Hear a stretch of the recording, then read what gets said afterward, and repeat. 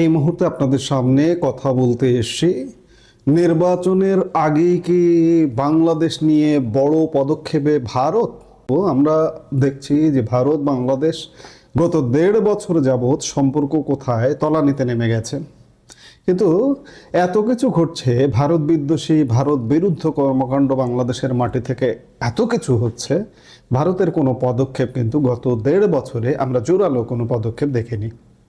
স্বল্প কিছু নিষেধাজ্ঞা দিয়েছে, ট্রান্সশিপমেন্ট বাতিল, স্থলপথে কিছু পণ্য তাদের দেশে রপ্তানি বন্ধ করেছে, এতটুকুতেই সীমাবদ্ধ। কিন্তু ভারত থেকে বলা যায় যে সর্বশেষ আওয়ামী লীগ ক্ষমতা থাকা যে বছরে যে পণ্য এসছে তার থেকে বাংলাদেশে আরও বেশি পণ্য এসছে।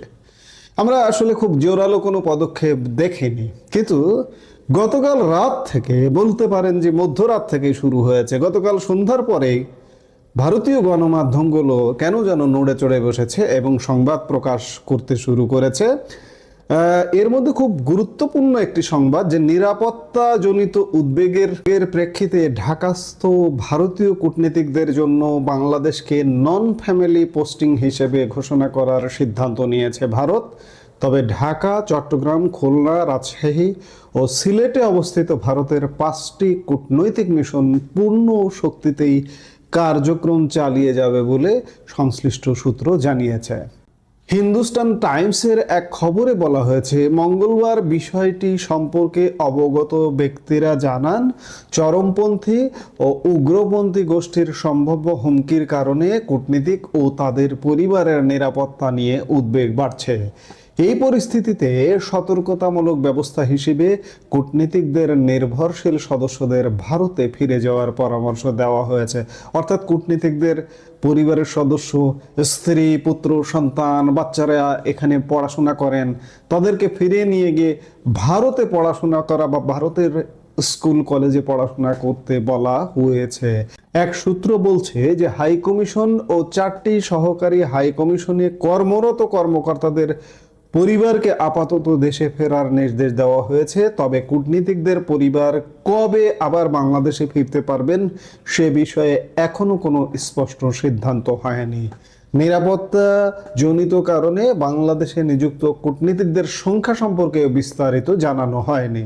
সাধারণত নন ফ্যামিলি পোস্টিং ভারতীয় কূটনীতিকদের জন্য অন্যতম কঠোর নিরাপত্তা ব্যবস্থা হিসেবে বিবেচিত।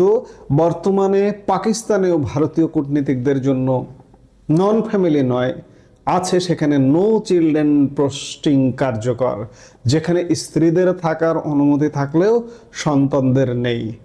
অর্থাৎ বাংলাদেশের পদক্ষেপটা পাকিস্তানের থেকেও বেশি, অর্থাৎ পুরো পরিবার, স্ত্রী সন্তান সহ পাকিস্তানে স্ত্রী থাকতে পারবেন কিন্তু সন্তানরা থাকতে পারবেন না। ভারতীয় পক্ষ বারবার বাংলাদেশের সংখ্যালঘু নিরাপত্তা নিশ্চিত করতে অন্তর্বর্তী সরকারের ব্যর্থতার অভিযোগ তুলেছে।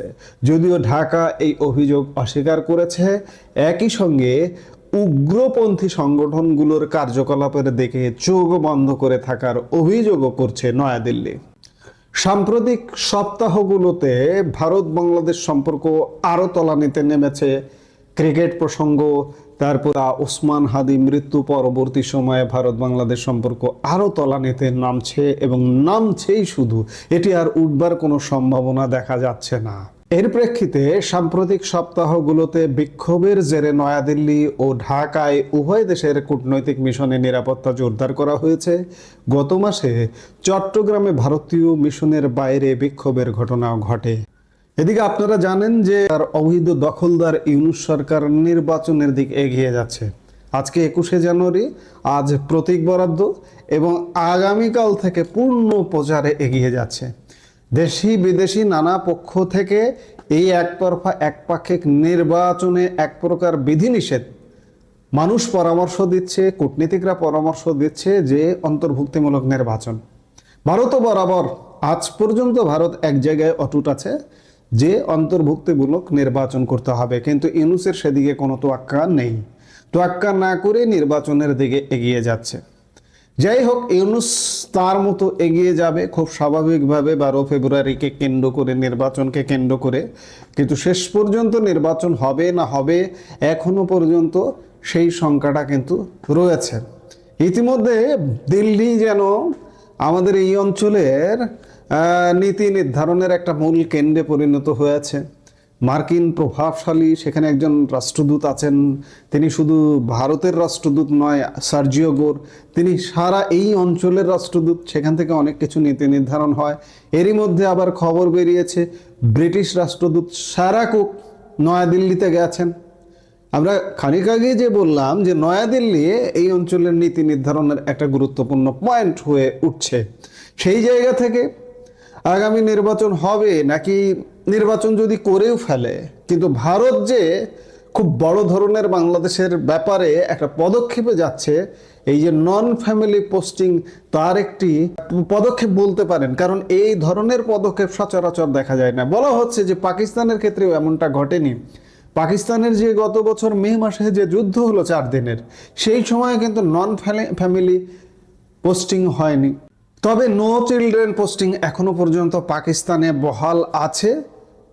এটা বলতে বাকি থাকে না যে বাংলাদেশে এবং ভারত সম্পর্কটা তাতিয়ে উঠছে, এবং এটা শেষ পর্যন্ত কি দিয়ে শেষ হয়, প্রাথমিকভাবে হয়তো অনেক পদক্ষেপ হতে পারে। এখন দেখার বিষয় যে সামনে আরও কি ঘটতে যাচ্ছে। এটা নিঃসন্দেহে